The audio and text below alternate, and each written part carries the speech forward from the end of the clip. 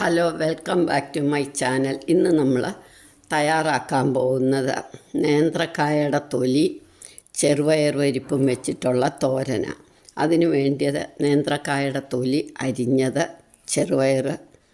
ചെറുപയർ പരിപ്പല്ല, ചെറുപയർ, ഒരു 2 ടേബിൾ സ്പൂൺ തേങ്ങ, മുളക് പൊടി, മഞ്ഞൾപ്പൊടി, ഉപ്പ്, കടുക്, എണ്ണ, പിന്നെ ഒരു കറിവേപ്പില. കടുക് വറക്കാൻ ഒരു മുളകും വേണമെങ്കിൽ ഇടാം, വേണ്ടെങ്കിൽ വേണ്ട. സ്റ്റൗ ഓണാക്കി കടുക് വറക്കാൻ എണ്ണ ഒഴിക്കുക, മുളകിടുക, കടുക്, കറിവേപ്പില,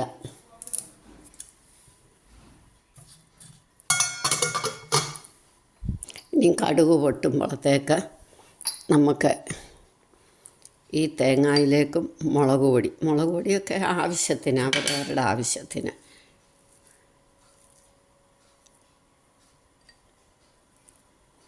ഇപ്പോൾ കടുക് പൊട്ടി.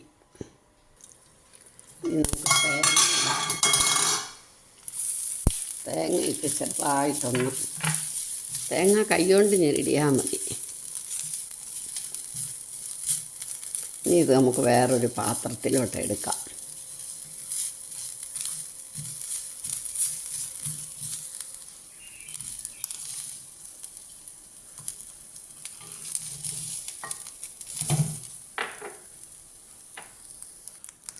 ഇനി നമുക്ക് ആദ്യം ചെറുപയർ വേവിക്കണം.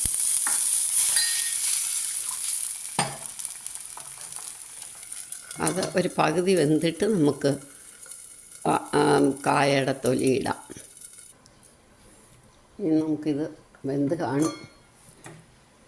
ഇനി നമുക്ക് കായയുടെ തൊലി ഇട്ട് മഞ്ഞൾപ്പൊടി ഇട്ടു, ഉപ്പും ഇടാം.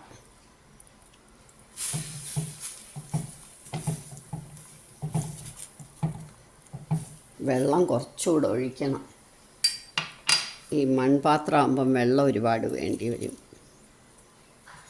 നമുക്ക് അടച്ചു വെക്കാം. ഇനി നമുക്ക് നോക്കാം. വെന്തിട്ടുണ്ട്, കായയുടെ തൊലിയൊക്കെ നന്നായിട്ട് വെന്തിട്ടുണ്ട്. ഇനി നമ്മുടെ തേങ്ങയുടെ ചേർക്കാം.